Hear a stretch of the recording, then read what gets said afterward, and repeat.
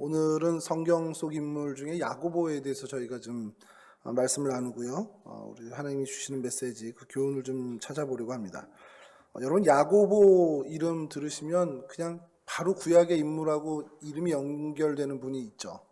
야고보 그러면 야곱, 같은 말입니다. 같은 말인데 약간 이제 헬라식 발음으로 이제 좀 하다 보니까 야고보 이렇게 좀 발음이 되는 건데요. 뭐 이아코보스 이제 이거 헬라어로 하다 보면 그럼 뜻은 뭘까요? 야곱의 뜻이 구약의 야곱과 이름의 뜻이 동일합니다. 발꿈치를 잡다라는 뜻인데요. 이 발꿈치를 잡다라는 표현이 저희한테는 되게 익숙하지 않은 표현입니다. 발뒤꿈치를 잡는 게 뭐 저희 표현에 사실 있나요? 성경을 제외하고 제가 살아오면서 저희들 표현에 발뒤꿈치를 잡았다 이런 표현을 전 해본 적도 없고 사실 들어본 적이 없습니다. 교회 외에서는. 어느 한 성경학자분이 이 부분에 대해서 우리말에 좀 적절한 표현이 없을까 얘기를 하는데 발목 잡다는 들어보셨죠? 이게 발목 잡다라는 의미랑 거의 같다라는 겁니다. 그러니까 뭔가 내가 일을 하는데 항상 걸림돌이 되는 존재, 그런 사람이 있잖아요. 쟤 맨날 내가 뭐 하려고 그러면 발목 잡는 애야. 그런 표현의 이름이라고 생각하시면 사실 제일 우리말에 좀 적합하다는 거죠.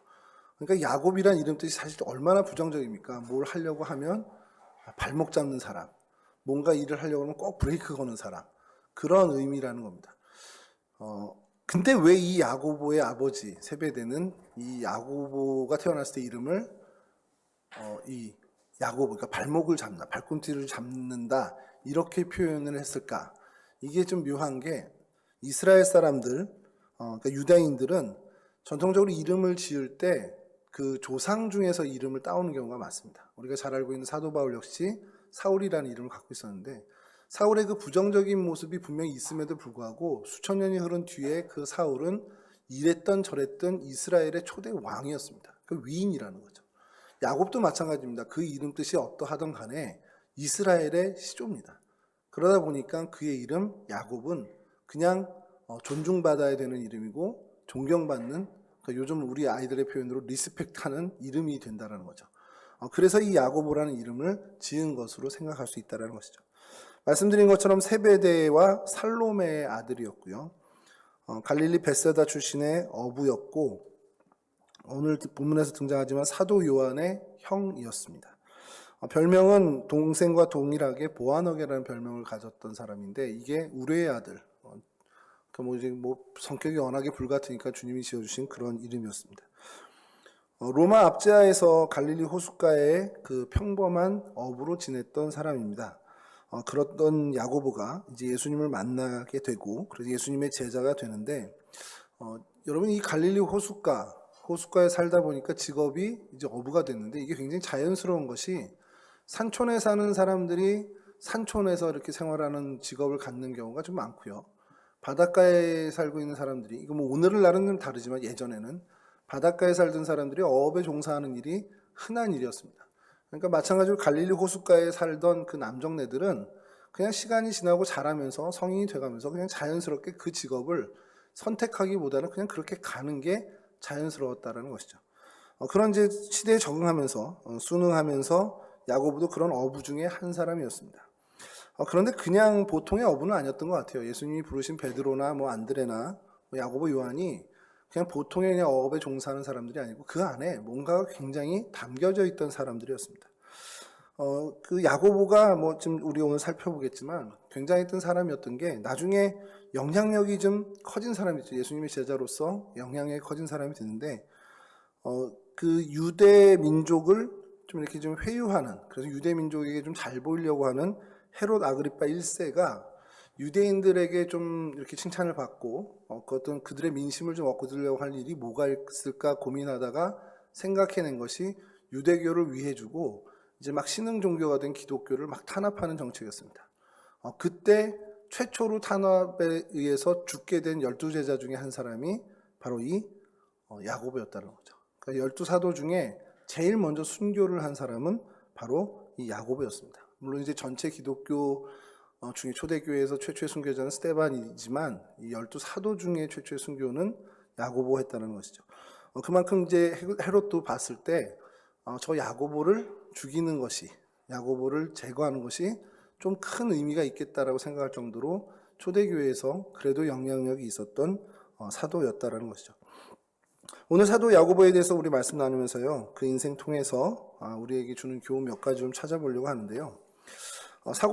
야고보의 인물적인 특징을 보면 첫 번째로 야고보는 결단력 있고 또 신임을 얻는 사람이었다라는 사실을 저희가 발견하게 됩니다. 말씀드렸듯이 야고보는 베드로와 안드레와 같은 어부 출신이에요. 오늘 본문에 의하면 베드로와 안드레를 부르시고 조금 더 가셔서, 그러니까 같은 동네란 얘기입니다. 조금 더 가셔서 이제 세베대의 아들들을 그들이 금을 깁는 것을 주님이 보셨습니다. 보시고는 이제 제자로 부르시는 장면인데요. 당시 야고보가 갈릴리 호숫가에서 금을 깁는 이 어업 활동을 하고 있었는데 그냥 단순히 누구의 배에서 그냥 이렇게 일꾼으로 있었던 게 아닌 것이 오늘 본문에 나오지만 약간은 그 야고보 집안이 다른 사람들보다는 좀 부유했던 모양이에요. 그래서 품꾼들을 고용할 정도였던 것 같습니다. 마가복음 1장 19절에서 20절 제가 읽어드리면요. 조금 더 가시다가 세베대의 아들 야고보와 그의 형제 요한을 보시니 그들도 배에 있어 그물을 깁는데 곧 부르시니 그 아버지 세베대를 품꾼들과 함께 배에 버려두고 예수를 따라가니라. 아멘. 오늘 본문과 조금 다른 표현이 뭐냐면 이 세베대, 그 아버지 세베대를 품꾼들과 함께 배에 버려두고 예수를 따라갔다는 표현이 나옵니다. 그러니까 품꾼을 고용할 정도로 어느 정도 그래도 좀 부유층에 속하는 그런 어업 종사자였다라는 거죠. 그 집안이. 그런 사람이 예수님의 부름 앞에서 그 아버지도 버려두고 그 품꾼들도 버려두고 이거는 좀 되게 상징적인 의미입니다. 가업을 이어받아서 사실 안정적인 노후나 안정적인 생활을 할 수 있는 사람이었어요. 근데 그거를 버려두고 예수를 쫓은 겁니다. 형제 둘이 다. 이건요, 아까 말씀드린 것처럼 그냥 단순히 그들이 어업에 종사하는 그냥 어부로서의 삶에 그냥 순응하고 그거 그냥 그대로 뭐 다른 생각 없이 그거에 만족하고 산 사람이 아니었다는 겁니다. 당시 로마 압제에 대해서도 어떤 시대적인 생각도 있었을 거고, 우리 지난주에 찾아본 것처럼 나다나엘처럼 어떤 구약을 묵상하는 가운데 메시아에 대한 기대와 소망이 있었던 사람일 수도 있습니다.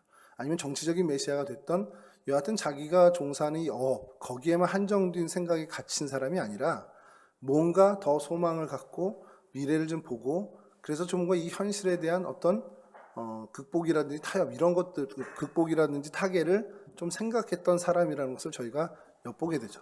근데 그 생각이 강했던 건지 아니면 이 사람이 성품이 그랬는지 모르지만 굉장히 결단력이 있다는 겁니다. 그래서 예수가 부르시는 그때에 이게 맞다라는 판단이 들고 그것에 의해서 결단을 하게 되는데, 그 결단이 자기의 미래, 자기의 노후, 이 모든 것들을 다 포기하는 결단이 될 수 있었다는 거죠. 그래서 아버지도 버려두고 품꾼도 버려두고 이것은 자신의 미래, 자신에게 보장된 내일을 버려두고 예수를 따랐다라는 그런 결단력을 우리가 엿볼 수 있다는 겁니다.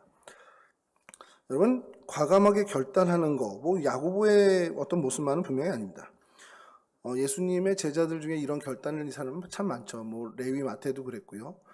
이 결단력 때문인지 모르지만 그 예수님의 제자들이 사실은 12명만 있는 게 아니었죠. 우리 잘 알고 있는 성경에 70인 제자도 이렇게 등장하는데, 그 많은 따르는 사람들 중에 예수님께서 제자를 세우시고 그 제자 중에서 특별히 또 12를 세우셨습니다.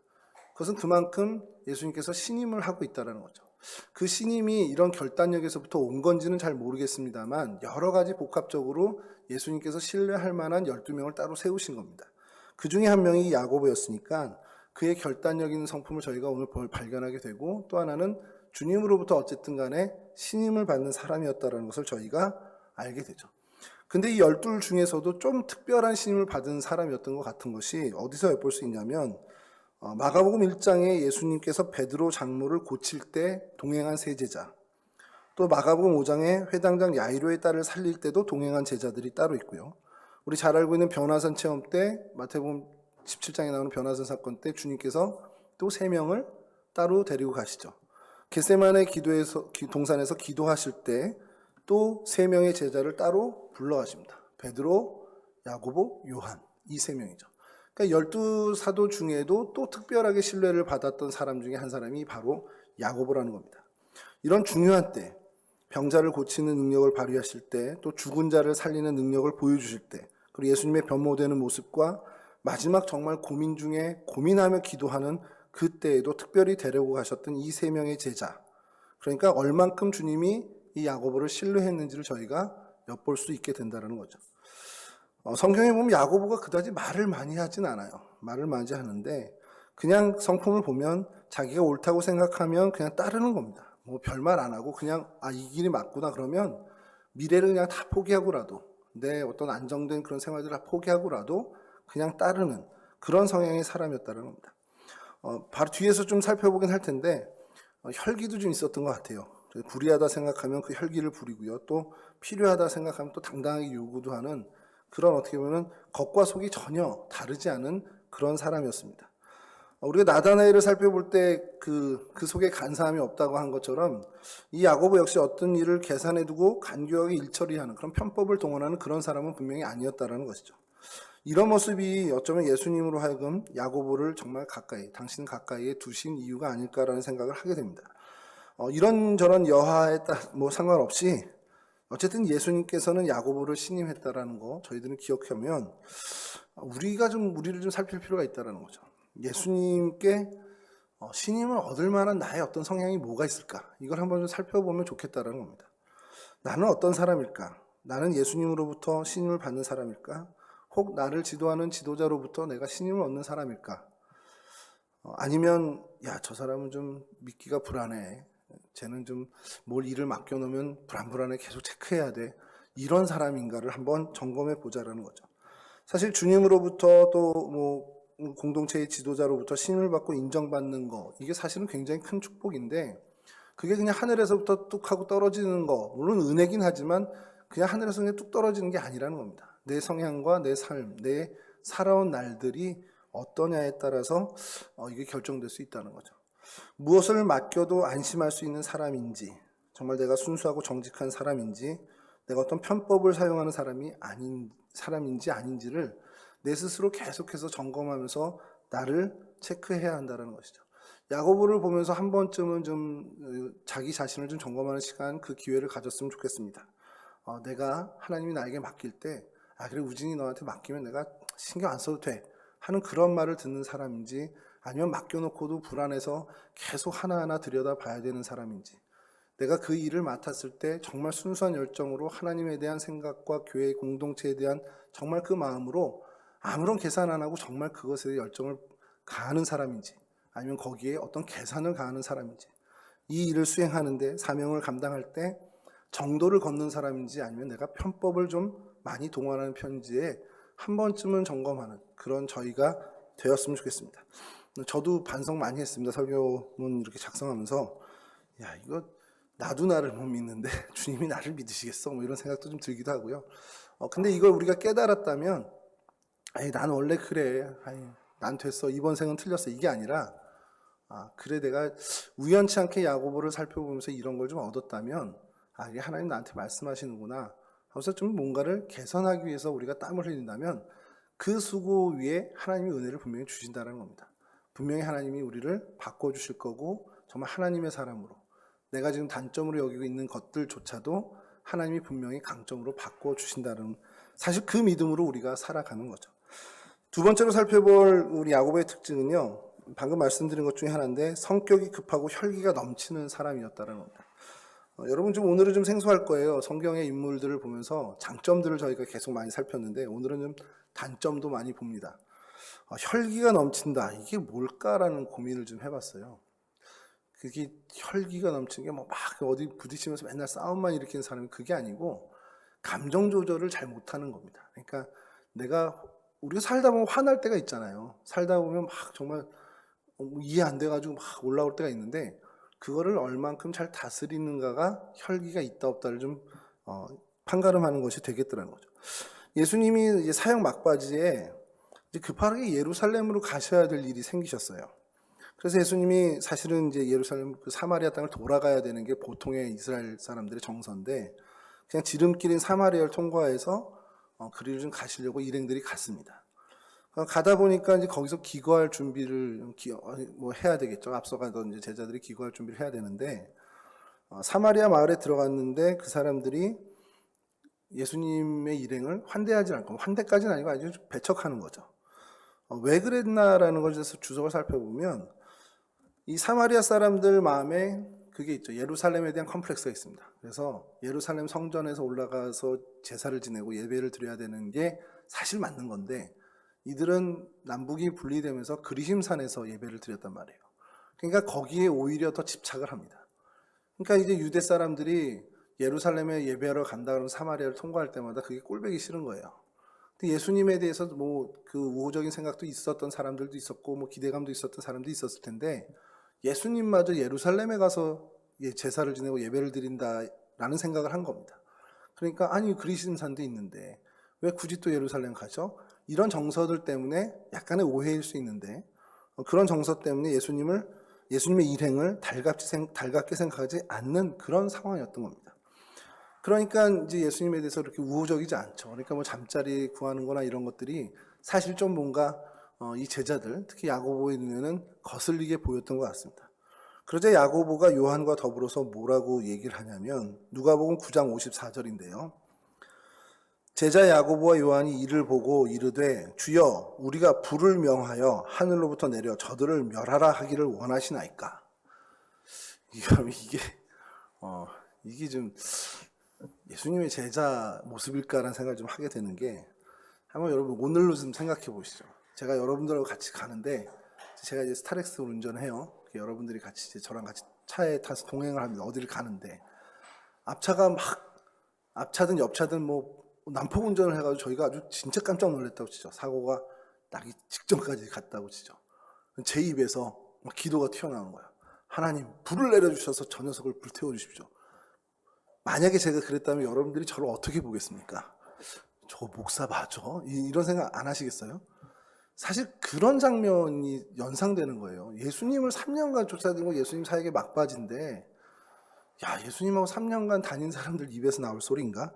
아무리 자기네들이 좀 홀대를 받고 좀 뭐 어떻게 보면 서운한 감정이 생겼다 하더라도 그냥 뭐 그래서 저들에게도 뭐 어떤 뭐 이런 좀 작은 저주도 아니고 하늘에서 불이 내려서 저들을 멸하게 하기를 원합니까? 라는 물론 이제 예수님께서 엄청 꾸짖으셨지만 여러분 이 표현을 보면서 야고보의 성격을 우리가 정말 추측할 수 있다는 겁니다.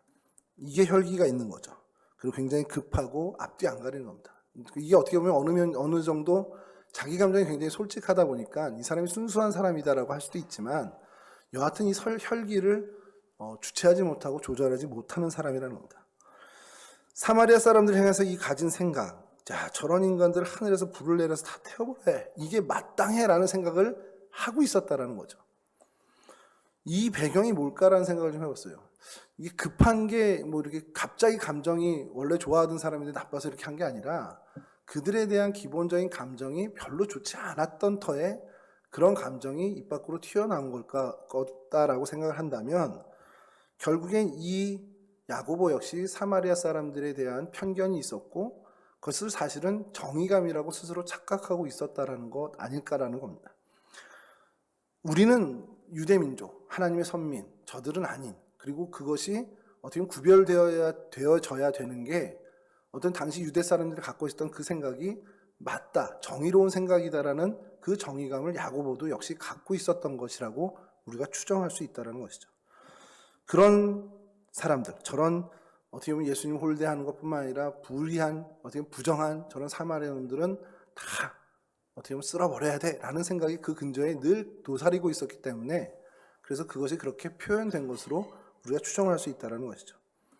스승을 홀대한 것, 그런 것으로 인해서 그 감정이 주체하지 못하는 기인이 돼서 그래서 그것이 발화점이 돼서 그 감정이 이전에 있었던 편견까지 다 휘몰아쳐서 같이 쏟아낸 표현이 하늘에서 불을 내려 저들을 멸하는 것, 그런 생각이었다라는 겁니다. 이래서인지 모르지만 주님께서는 이런 야고보에게 그의 동생 요한과 더불어 보아너게 우레의 아들이라는 별명을 지어주기도 하셨죠. 근데 예수님은 생각이 다르셨습니다. 이러한 야고보와 요한을 꾸짖으셨고요. 네가 뭐 때문에 부름 받았는지를 생각해 라는 것을 알려주는 겁니다. 그러니까 뭐냐, 업으로 부름을 받았던 그 예수님 제자가 되기 이전의 그 시절은 그냥 고기를 잡는 게 그의 업이었고 그 고기를 잡는 목적은 자신의 생계 때문에 잡는 겁니다. 그렇기 때문에 그 목적에 맞게 살아왔었어요. 물고기를 잡고 그걸 팔고 그래서 돈으로 양식을 사고 자신의 삶을 위해 쓰고 자기 중심적인 모습으로 살아가도 그건 문제가 안 됐습니다. 그러니까 나한테 뭐 이렇게 시비 거는 사람, 나한테 해롭게 하는 사람 막 싸우고 부딪히고 하는 것도 큰 문제가 되지 않았지만 이제 다 바뀌었다는 거예요. 이제 너는 업으로 부름받은 게 아니라 예수님이 야고보를 부를 때는 넌 이제 사람을 취하는 사람으로 부름을 받았다는 겁니다. 이게 사람을 취한다는 게 뭡니까? 죽어가는 사람을 살리는 거고 그 사람 살리고 새 생명 주고 영혼에게 참 만족과 행복을 주기 위해서 부름을 받았다는 거예요. 이제 그렇게 예수님의 부름을 받았는데 그럼 그 부름에 맞게끔 그 목적에 맞게끔 살아야 되는데 아직도 너는 그 부름을 받지 않은 부름받기 이전에 그런 삶의 모습을 여전히 갖고 있다는 걸 각성시켜 주시는 거라는 겁니다. 왜냐하면 예수님께서 요한과 야곱을 꾸짖으면서 뭐라고 하십니까? 계속해서 그 말씀 이후에도 계속 말씀하시지만 예수님은 이 제자들에게 갖고 계신 것이 어떤 잘못에 대한 보복이나 어떤 민족에 대한 편견 이런 걸 가지고 대하고 그래서 그것을 더 확고하게 하는 그런 목적으로 오신 게 아니라 살리기 위해서, 회복시키기 위해서 그리고 함께 승리하기 위해서 오셨다라는 것을 계속 강조해요. 그리고 제자들이 계속 그것을 생각을 어긋나게 하고 행동을 어긋나게 할 때마다 예수님은 계속해서 그것을 밝혀주십니다. 사실 이 사실을 알고는 있었겠지만 순간 까먹었겠죠. 순간 까먹은 야고보는 동생과 함께 이 엉뚱한 혈기를 부리고 있었던 거라는 겁니다. 근데 여러분 이 모습을 보면서 이게 정말 제 모습이라는 생각이 자꾸 드는 겁니다. 저도 이제 뭐 어떻게 보면 어릴 때부터 신앙생활을 했고 또 심지어 이제 목사 안수까지 받고 목회를 하고 있는데 그래서 주님께서 함께 야 사람을 살리자 회복시키자 함께 우리 공동체가 승리하자 이걸로 불러주셨는데도 불구하고 제가 살아가다 보면서 여전히 어떻게 보면 제 중심적인 자기 중심적인 생각이 튀어나올 때가 있고 그런 모습으로 행동할 때가 분명히 있더라는 거죠. 근데 제가 예수님께서 나를 이렇게 부르셨다라는 걸 몰라서 그런 게 아니라 그 순간 자꾸 까먹는 겁니다. 순간 내 혈기에 의해서 내 어떤 그 감정에 의해서 그것을 아주 잠시 잠깐 잊어버리게 되는 거죠. 순간 잊게 되니까 엉뚱하게 혈기를 부리는 모습이 저도 나오게 되더라는 겁니다. 사실 이것과 평생 싸워야 되는 거 아닌가라는 생각이 드는 거예요. 그리고 또 하나는 나만 의롭다라는 생각에 사로잡혀 있는 경우를 좀 보게 되는데 우리 그리스도인들에게 참 많이 볼 때가 있어요. 다 틀려. 우리 교회만 맞아. 다 틀려. 나만 맞아. 이런 생각들이 더 나아가서 정의감으로 발전을 하게 되고 우리 교회만 옳아. 우리 교회만 정의로워. 다른 데는 다 불의해. 여러분 이게 제일 드러나는 데가 사실 이단이거든요. 근데 이단 못지않게 오늘날 한국 교회 안에서도 이런 모습들, 우리 한국 교회 크리스찬 안에서도 이런 모습들이 많이 드러나는 걸 보게 됩니다. 그러면서 그 정의감을 가지고 혈기를 부리죠. 언성을 높이고 상대를 무시하고 심지어 저주하거나 심한 말로 무안을 주는 그런 그리스도인들, 크리스찬이라고 하는 사람들을 많이 발견하게 됩니다. 근데 이거 분명히 잘못된 거 저희가 알고 있거든요. 잘못된 혈기인 거 다 알고 있습니다. 예수님께서 야고보를 꾸짖듯이 이러한 그리스도인들을 분명히 꾸짖으실 텐데 왜겠습니까? 목적, 아까 말씀드린 그 목적을 잊었다는 겁니다. 내가 의롭다고 남을 정죄하라고 우리를 의롭게 하신 게 아닙니다. 나를 정의롭게 정의감을 갖게끔 하신 것도 많은 사람들을 그 어떻게 보면 정의로운 사람으로 이 정의 쪽으로 이끌라고 하나님께서 부르신 거지 그런 불의한 사람들을 정죄하고 판단하면서 막 이렇게 하라고 부르신 게 아니라는 거예요. 여러분 가만히 생각해 보십시오. 우리가 혈기를 부리고 책망하고 막 이런다고 해서 사람이 바뀐 적이 있습니까? 제가 지금까지 길지 않은 시간 목회를 해왔지만 교회 안에서 교회 공동체 안에서 정말 주님의 은혜로 변화되는 사람들을 이렇게 경험하다 보면 뭔가 많은 책망과 꾸지람으로 인해서 변화된 사람보다는 많은 어떻게 보면 사랑으로 정말 감화로 감동으로 변화되는 것을 훨씬 더 많이 보게 되죠. 하나님이 우리에게 저 사람의 단점을 보게 하셨다. 상대의 어떤 불의함을 보게 하셨다는 것은 그것을 가지고 너 잘못했어.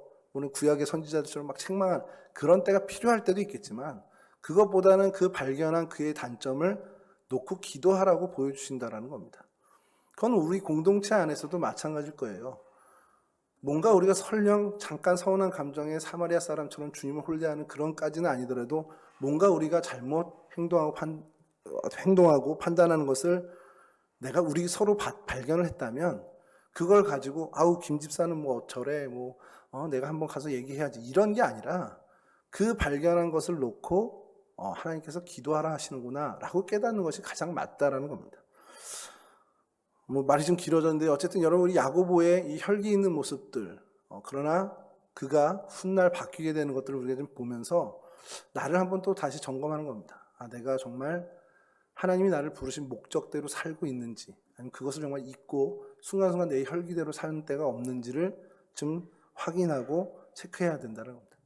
세 번째로 야고보의 특징을 우리가 보면요, 그는 야망이 넘치는 사람이었다는 겁니다. 이 부분에 대해서 뭐 사실 저는 찔린 건 별로 없었습니다. 워낙에 야망이 없어가지고. 근데 이 야고보에 보면서 어디서 이것을 발견하게 되냐면 예수님이 이제 예수님의 그 순환을 예고를 하세요. 제자들한테 3년의 생활이 지나면서 이쯤 되면 얘네들도 내가 이제 십자가의 어떤 고난과 이것에 대해서 그러니까 주님의 십자가 사건이죠. 그 속죄의 사건을 좀 알려줘도 되겠구나라는 생각을 하셨는지 제자들에게 이제 3번에 걸쳐서 사실 그 얘기를 하십니다. 그래서 2번째 얘기를 하고 이제 마지막 3번째 이제 어떻게 고난을 받게 되고 어떻게 죽고 또 어떻게 살아날 것인지에 대해서 주님이 이제 예고를 해주세요. 그러자 이제 제자들이 그것을 듣고는 우리 주님이 이렇게 속죄양이 되시고 이렇게 우리에게 새 생명을 주시기 위해서 이런 속죄 사역을 감당하시구나 이렇게 깨달으면 좋은데 그렇게 깨닫지를 못하고 엉뚱하게 받아들입니다. 마지막으로 제자들에게 이제 자신의 고난당할 것을 이야기하시는데 이 얘기 듣고 야고보와 요한이 엉뚱한 생각을 어떻게 했냐면 예수님이 고난을 받는다 이게 아니라 이제 뭔가 하시려나 보다. 이제 뭐 로마 이거에 항거해서 뭔가 좀 투쟁을 하시고 그래서 뭐 이게 좀 상처도 받고 이러시려는 그런 걸 얘기하시나 보다. 이렇게 생각한 거예요. 그러니까 자기 생각에 갇혀서 예수님의 계획을 그렇게 생각을 한 겁니다. 그러니까 마음이 급해진 거예요. 이제 시작하는구나. 예수님이 드디어 독립을 시작하시는구나. 드디어 왕권을 쟁탈하시려나 보다. 이런 확신이 드니까 마음이 급해진 겁니다. 그러자 자기 동생과 가서 뭐라고 얘기합니까? 마가복음 10장 35절에서 37절입니다. 세베대의 아들 야고보와 요한이 주께 나와 여짜오되 선생님이여 무엇이든지 우리가 구하는 바를 우리에게 하여 주시기를 원하옵나이다. 이르시되 너희에게 무엇을 하여 주기를 원하느냐? 여짜오되 주의 영광 중에서 우리를 하나는 주의 우편에 하나는 좌편에 앉게 하여 주옵소서. 이제 작심하고 나와서 얘기합니다. 야고보의 성격이 드러나는 게 겉과 속이 똑같습니다. 이 사람이 그런 게 없어요. 그냥 솔직해요. 그냥 이거 생각이 들면 그대로 가서 얘기해야 되고 이거 해야 되겠다는 거 그냥 바로 하는 사람입니다. 근데 그가 그런 성격에 뭐가 얹어졌냐면 내가 예수님께서 이 왕권을 가지면 내가 좀 권력을 같이 해서 이 땅을 변화시키고 이 땅을 좀 바꿔봐야겠다. 이런 야심이 그 안에 가득했다는 겁니다. 그러니까 다른 제자들도 안 그랬냐? 근데 다른 제자들도 그랬어요. 그랬는데 이들은 이 예수님의 순환 예고를 듣고는 이제 시작이구나 하고서 마음이 급해져서 그 급한 성격이 드러난 겁니다. 이 보아너게 같은 성격이 드러난 거죠. 여러분 굉장히 황당한 거죠. 이제 예수님께서 나 죽어 얘기했더니 주님 영광 중에 주님 오른편엔 내 동생 좌편엔 나 이렇게 뭘 해주세요라고 얘기하는 게 예수님 볼 때 얼마나 철딱선이 없었겠습니까? 예수님이 지금 고난당하고 죽게 될 것을 얘기하는데 야고보 요한은 그 예언이 예수님이 영광의 자리에 앉는다라는 그걸로 그냥 자기 생각에 가서 그렇게 듣고 이때 놓치면 우리가 다른 애들한테 선수를 뺏길 것 같아 하고서 얼른 동생 데려가서 대뜸 예수님한테 요청하고 있는 이 모습, 이게 야고보의 모습입니다. 꿈과 야망이 있었어요. 그 비전이라고 할 수 있는 것들이 있었습니다. 근데 그게 뭐냐? 그 꿈이 자신을 위한 꿈이었고 자기 출세를 위한 비전이었다는 겁니다. 이게 야고보의 무지였습니다. 정말 좋은 비전은 뭐냐? 사회를 위한 비전, 공동체를 위한 비전이고 인류를 위한 비전이 돼야 되는 거죠. 뭔가 이 세상을 이롭게 만들고 새롭게 만드는 것이 비전이어야 되는데 이 야고보와 요한은 그게 아니라 예수님 좌우에서 권세를 누리는 것이 이들의 비전이고 꿈이었다는 겁니다. 이걸 그냥 야욕이라고 우리가 표현할 수 있다는 것이죠. 새 왕국을 건설해서 권력을 가지고 어떻게 그 권력을 그걸 잡고 세상을 뒤흔드는 그게 그들의 꿈. 근데 여러분 알고 보면요, 야고보와 요한만 이런 야망을 갖고 있던 게 아니라요, 모든 제자들이 이러한 야망을 갖고 있었다는 겁니다. 그런데 야고보 요한은 성격상 자신들의 욕구를 직설적으로 말하는 스타일이기 때문에 먼저 얘기했고 그게 성경에 기록이 된 거죠. 이후에 이어지는 본문을 그 내용을 보면 다른 제자들이 이들의 요구에 분개해서 화를 내는 장면이 나와요. 그들도 똑같은 생각을 갖고 있었다는 겁니다. 예수님이 데리고 3년 동안 다녔던 이 제자들이 각각 자신 안에 자신의 야욕들을 자신의 꿈으로 삼고 있었던 사람들이라는 거죠. 마음을 직접 표현을 못했을 뿐이지 동일한 마음을 갖고 있었던 사람들이라는 겁니다. 이런 제자들에게 주님이 얘기하는데 야고보 요한에게 얘기하면서 이 전체 제자들에게 들려주는 얘기죠. 너희가 구하는 것을 너희들은 알지 못한다. 내가 마시는 잔은 너희들이 마실 수 있냐? 내가 받는 세례 너희가 받을 수 있냐? 이렇게 예수님께서 되물으세요. 야고보와 요한은 그게 뭔지도 모르면서 그 의미도 모르면서 그 잔을 마시고 그 세례를 받을 수 있다고 대답합니다. 이게 얼마나 야심에 사로잡혔으면 그게 어떤 건지도 모르고 내가 할 테니까 그냥 좌편 우편 주세요라는 겁니다. 여러분 우리의 모습에 이런 모습이 있는지를 좀 봐야 되는 것이 내가 꿈꾸는 게 나의 꿈이 뭘까라는 거예요. 내가 예수를 믿고 신앙생활하면서 동성교회에 정말 출석하고 예배 열심히 드리면서 내가 목표하는 그 꿈은 과연 뭘까라는 거예요. 이런 말이 있습니다. 무엇이 되느냐가 중요한 것이 아니라 어떻게 사느냐가 중요하다. 저도 많이 빠졌던 건데 예전에 이제 전도사 시절에 내가 목사 안수만 받으면 이런 생각이 있었어요. 목사 안수 받는다고 크게 바뀔 것도 없을 텐데 그 시절에는 내가 빨리 안수 과정 끝나고 목사만 되면 이런 생각 한때가 있었습니다. 근데 이제 스스로에게 묻는 거죠. 되면 뭐 할 건데? 지금 어떻게 보면 하나님 앞에서 말씀대로 살지 못하는 전도사 시절에 말씀과 씨름하고 말씀대로 살지 못하면 목사 돼서도 똑같이 못 살아요. 어제 라디오를 듣는데 재미난 얘기가 나오더라고요. 오늘 할 일 내일로 미루는 그 게으름에 대해서 얘기가 나오는데 어느 유명한 이제 연예인인데 이렇게 가희인가 하는데 이제 댄스를 가르쳐 주는 친구인데 이제 그 연습생들이나 이제 그 사람들을 훈련을 시킬 때 하는 얘기가 이제 캡처돼서 이제 나오는 겁니다. 오늘 하라고 내일 하면 내일은 할 수 있을 것 같아? 그럼 모레는 할 수 있을 것 같아? 다음 주에는 할 수 있을 것 같아? 다음 달에는 할 수 있을 것 같아? 내년에는 할 수 있을 것 같아? 이제 계속 그렇게 하는데 그 얘기 들으면서 참 맞는 말이다라는 겁니다. 오늘 못하면 내일 못합니다. 전도사 시절에 말씀, 내가 목사 안수 받으면 내가 목사 되면 성경 더 열심히 봐야지. 내가 목사 되면 정말 더 성경 공부 이거 더 해야지. 전도사 시절에 안 하면 목사 돼도 못하고요. 오늘 못하면 내년에 못하는 겁니다. 내일도 못하고 후년에도 못하고. 이런 것들을 저희가 생각을 해봐야 된다는 거죠. 그러니까 어떻게 살고 있느냐가 지금 중요한 것이 내가 지금 뭐냐, 내가 어떤 타이틀을 갖고 있냐 이건 중요한 게 아니라는 겁니다. 근데 제자들도 그렇게 생각했어요. 지금 예수님을 따라다니면서 그들이 꿈꾸는 건 내가 예수님이 정말 새로운 왕국을 건설했을 때 그 자리를 가지면 그때 뭔가 하겠다는 계획은 있겠죠. 그들의 생각엔. 근데 전혀 엉뚱한 걸 생각하고 있다는 겁니다. 그 꿈이 허황된 꿈이었다는 거죠. 오늘 마찬가지입니다. 내가 오늘 어떻게 사느냐에 대해서 집중하지 않고 나중에 뭐가 됐을 때를 기억하고 생각하면 그것은 허황된 꿈일 수밖에 없다는 거죠. 설령 그것이 된다 하더라도 그대로 내가 꿈꾸는 대로 살지 못하게 된다는 거죠.